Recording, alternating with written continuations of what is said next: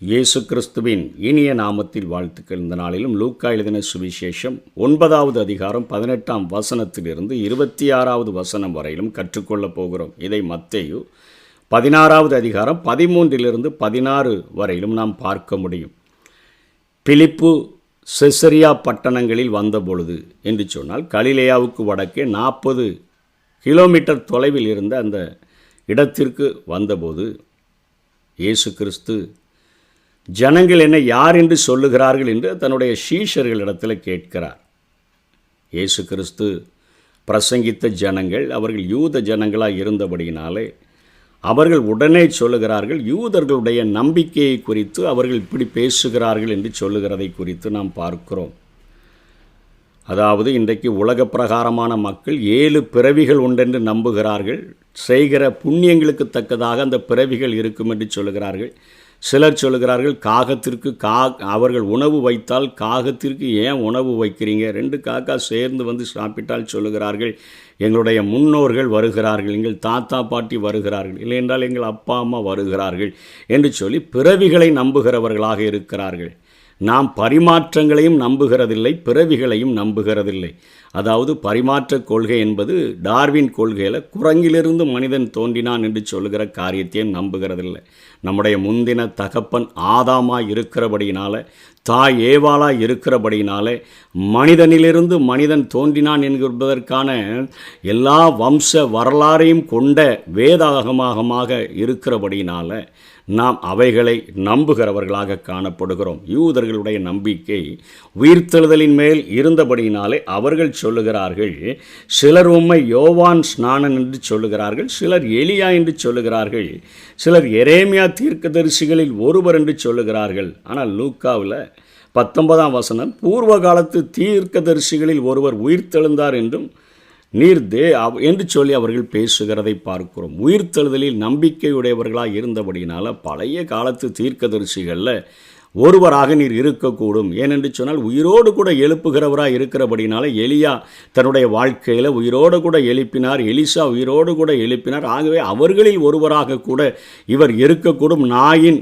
ஊர் விதவையை அந்த வழியில் மரித்து அந்த அவருடைய மகனை உயிரோடு கூட எழுப்பினாரே என்று சொல்லியெல்லாம் நாம் பார்க்க முடிகிறது. ஆகவே அந்த உயிர்த்தெழுதலில் நம்பிக்கை வைத்து ஜனங்கள் உம்மை இப்படியாக சொல்லுகிறார்கள், யோவான் ஸ்நானன், எலியா, எரேமியா, பூர்வ காலத்து தீர்க்கதரிசிகளில் ஒருவர் என்றெல்லாம் சொல்லுகிறார்கள், உயிரோடு கூட வந்திருக்கிறார் என்று சொல்லுகிறார்கள் என்று சொல்லி சீஷர்கள் பதில் சொல்லுகிறார்கள். அதற்கு இயேசு கேட்குறாரு, நீங்கள் என்ன யார் என்று சொல்லுகிறீர்கள் என்று கேட்டபொழுது பேதுரு சொல்லுகிறார், நீர் தேவனுடைய கிறிஸ்து என்றான்.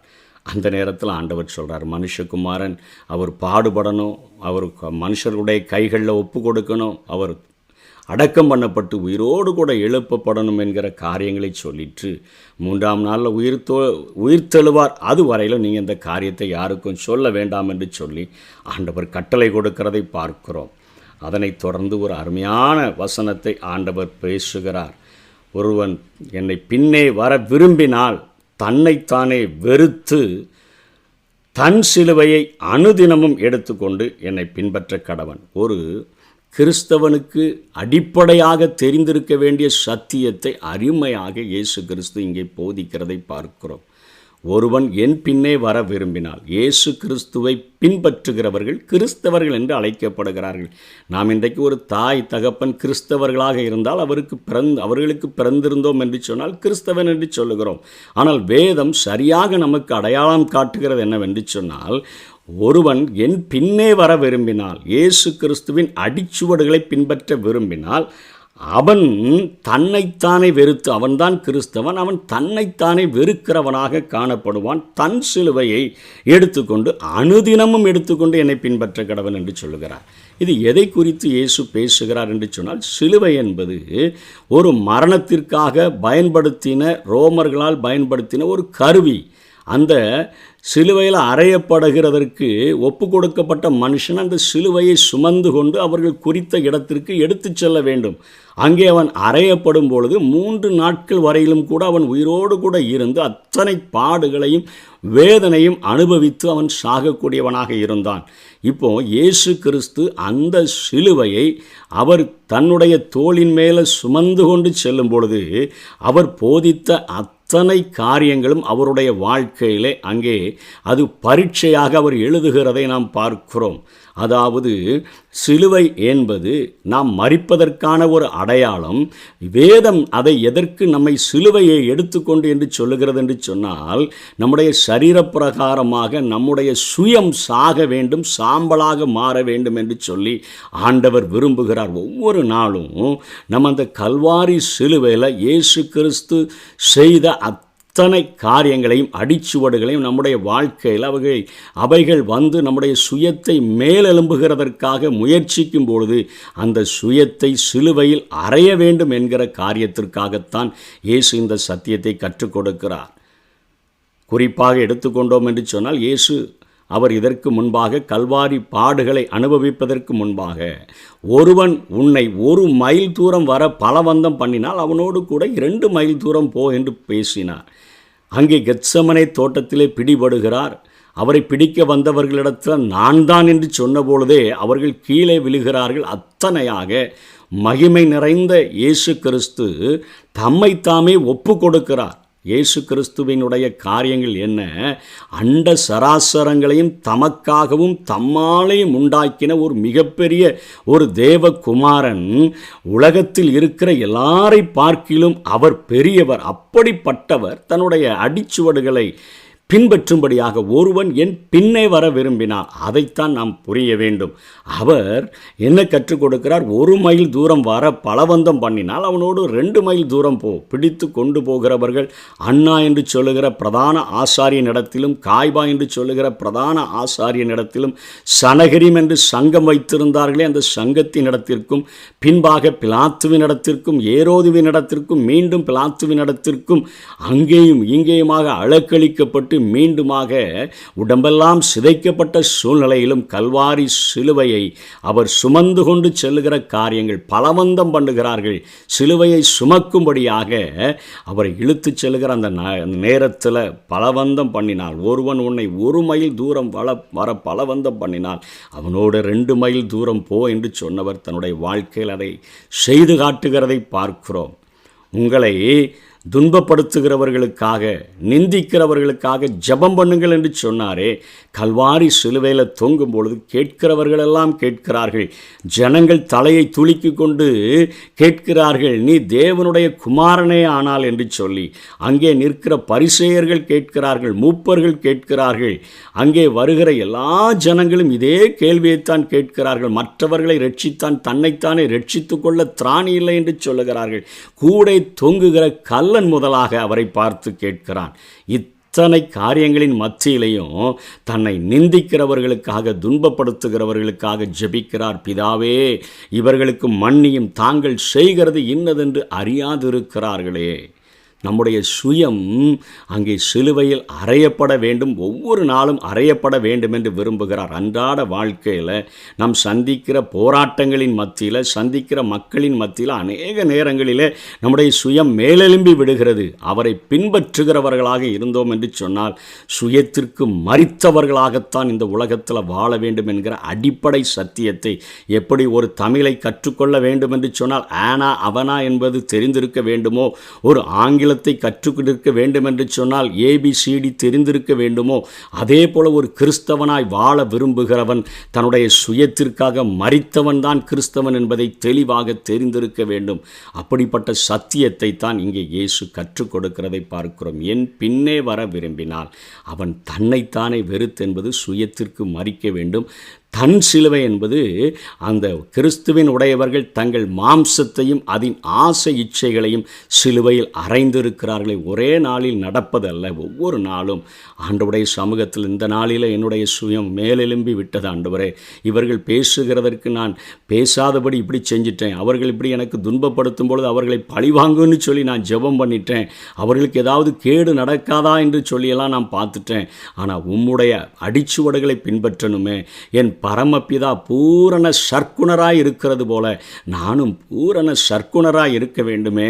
எனக்கு நிறைய பாவங்களை மன்னிச்சிங்களே, சின்ன சின்ன பாவங்களை கூட நான் மன்னிக்க முடியாமல் இருக்கிறேனே, இதில் என்னுடைய சுயம் சாகாமல் இருக்குதே, அது இன்றைக்கு சிலுவையில் அறையப்பட வேண்டும். அனுதினமும் எடுத்துக்கொண்டு என்னை பின்பற்ற கடவன் என்று அங்கே இயேசு கிறிஸ்து பேசுகிறதை பார்க்கிறோம்.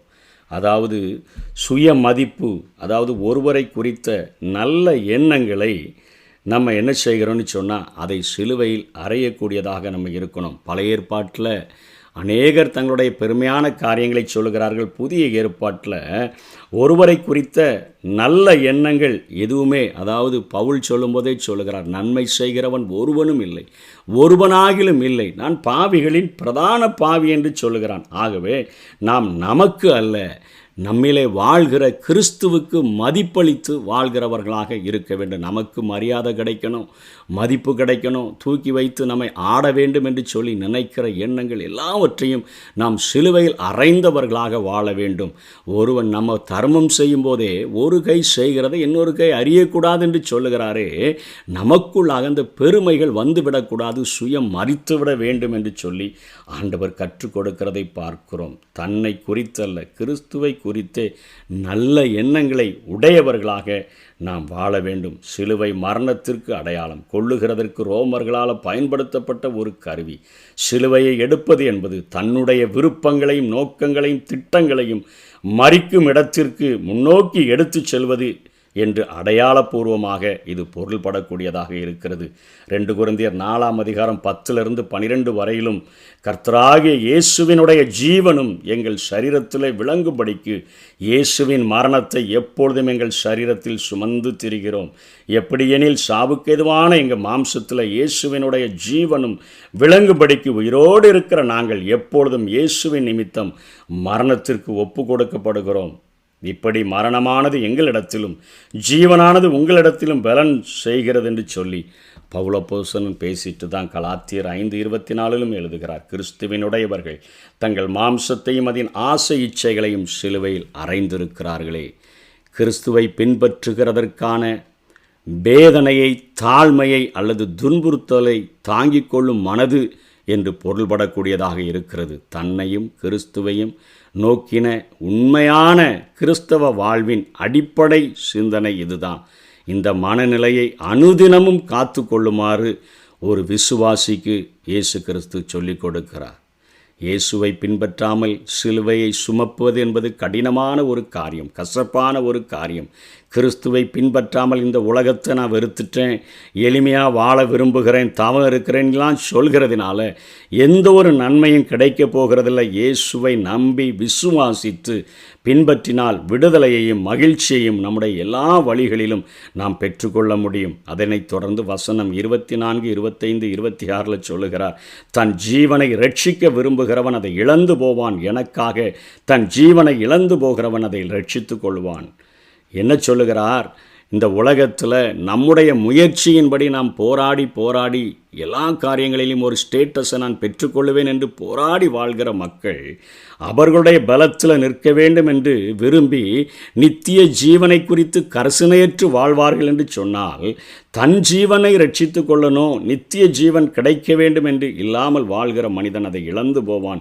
எனக்காக தன் ஜீவனை இழந்து போகிறவன் என்று சொன்னால் நித்திய ஜீவனை பெற்றுக்கொள்ளும்படியாக நித்திய ஜீவன் வரைக்கும் நிலைநிற்கப் போகிற போஜனத்திற்காக கிரியை நடப்பிக்கிறவனாக இருக்கும் பொழுது அநேக இழப்புகள் வந்தாலும் அவன் தன்னுடைய ஜீவனை ரட்சித்து கொண்டு அந்த நித்திய வாழ்க்கையை பெற்றுக்கொள்வான் என்று பேசுகிறார்.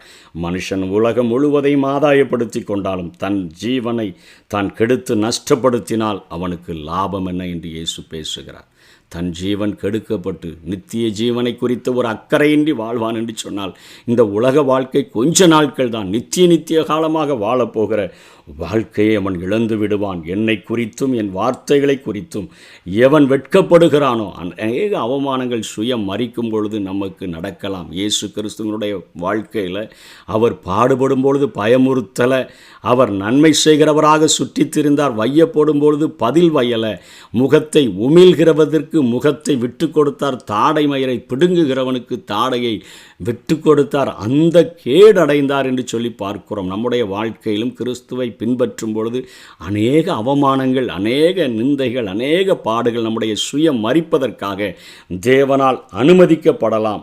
ஆனால் அந்த நேரத்திலும் ஆண்டவரை குறித்தும் அவருடைய வார்த்தைகளை குறித்தும் வெட்கப்படாமல் இருந்தோன்னு சொன்னால் அவனை குறித்து மனுஷகுமாரனும் மகிமையோடு வரும்பொழுது மகிமையோடு வரும்பொழுது, பிதாவினுடைய மகிமையோடு வரும்பொழுது, பரிசுத்த தூதர்களின் மகிமையோடு வரும்பொழுது, மகிமையின் மேல் மகிமையடைந்தவராக வரும்பொழுது, அவர் வெட்கப்படுகிறவன் நிமித்தமாக வெட்கப்படுவார். இந்த உலகத்தில் தங்களுக்காகவும் தங்களுடைய நிலைக்காகவும் ஸ்டேட்டஸுக்காகவும் வாழ்ந்து கொண்டு இருக்கிறவர்கள் நித்திய வாழ்க்கையை இழந்து விடக்கூடியவர்களாக இருப்பார்கள். கிறிஸ்துவை தெரிந்தெடுத்து சுயத்துக்கு மறிப்பவர்கள் தேவனுடைய நித்திய வாழ்க்கையை கண்டுகொள்வார்கள். இந்த விசுவாசம்தான் மிகவும் வல்லமை உடைய ஒரு விசுவாசமாக இருக்கிறது. இது நம்மை மற்றவர்களை, உலகத்தில் உள்ளவர்களுக்கு மேலாக, நம்மை விட, மற்றவர்களை விட, உலகத்தில் உள்ளவர்களை விட கிறிஸ்துவே என்னுடைய வாழ்க்கையில் மேலானவர் என்று சொல்லி அவரை தேர்ந்தெடுக்க நமக்கு உதவி செய்யக்கூடியதாக இருக்கிறது. அப்படி தேர்ந்தெடுத்து கொண்டோம் என்று சொன்னால் மார்க் 11:24 நமக்கு ஒரு உத்தரவாதத்தை தருகிறது. நீங்கள் நின்று ஜெபம் பண்ணும் பொழுது எவைகளை கேட்டுக்கொள்வீர்களோ அவைகளை பெற்றுக்கொள்வோம் என்று விசுவாசியுங்கள், அப்பொழுது அவைகள் உங்களுக்கு உண்டாகும் என்று சொல்லுகிறேன். இப்படிப்பட்ட வாழ்க்கையில் இப்படி நமக்கு உதவி செய்யறதுக்கு யாருமில்லை என்று சொல்லி கலங்க வேண்டிய தேவையில்லை. நம்மை போல எல்லா விதத்திலும் சோதிக்கப்பட்டும் பாவமில்லாமல் இருக்கிற ஒரு பிரதான ஆசாரியர், அவருடைய நாமத்தில் நம்ம நின்று ஜெபம் பண்ணும் பொழுது எவைகளை கேட்டுக்கொள்ளுகிறோமோ அவைகளை பெற்றுக்கொள்ளுகிறோம். சுயம் மறிப்பதற்கு மாத்திரம்தான் இந்த சோதனையே ஒழிய ஆசீர்வாதங்கள் இன்றி வறட்சியாய் வாழ்ந்து விடுவோம் என்று சொல்லி வேதம் சொல்லலை. அவருடைய நாமத்தில் கேட்கும் பொழுது நாம் பெற்றுக்கொள்கிறவர்களாக இருக்கிறோம். அப்பொழுது அவைகள் உங்களுக்கு உண்டாகும் என்று சொல்கிறேன் என்று இயேசு சொல்கிறார். எபிரேயர் 10:39 நாமோ கெட்டுப்போக பின்வாங்குகிறவர்களாய் இராமல் ஆத்துமா ஈடேற விசுவாசிக்கிறவர்களாய் இருக்கிறோம். ஆத்துமா ஈடேற. அதனைத் தொடர்ந்து எபிரேயரில் நம்ம படிக்கிறோம் 6ஆம் அதிகாரத்தில் நம் 11ஆம் அதிகாரத்திலையும் பார்க்கிறோம். விசுவாசமானது நம்பப்படுகிறவைகளின் உறுதியும் காணப்படாதவைகளின் நிச்சயமுமாய் இருக்கிறது. விசுவாசத்தினால ஆபேல் காயினுடைய பலியிலும் மேன்மையான பலியை செலுத்தினான், அவன் மரித்தும் இன்றும் பேசுகிறான் என்று பார்க்கிறோம். வசனம் 6 தேவனிடத்தில் சேருகிறவன் அவர் உண்டென்றும் அவர் தம்மிடத்தில் சேருகிறவனுக்கு பலன் அளிக்கிறவர் என்றும் நம்ம விசுவாசித்து சேர்ந்து நம்முடைய சுயம் மரிப்பதற்கு நம்மை விட்டு கொடுத்து வாழுவோம். கர்த்தர் தாமே நம்மை ஆசீர்வதிப்பாராக. ஆமென். சுயமென்னில் சாம்பலாய் மாற சுத்தாவியே அனல் மூட்டும், ஜெயம் பெற்று மாமிசம் சாக தேவாருள் செய்குவீர். சுயமென்னில் சாம்பலாய் மாற சுத்தாவியே அனல் மூட்டும், ஜெயம் பெற்று மாமிசம் சாக தேவா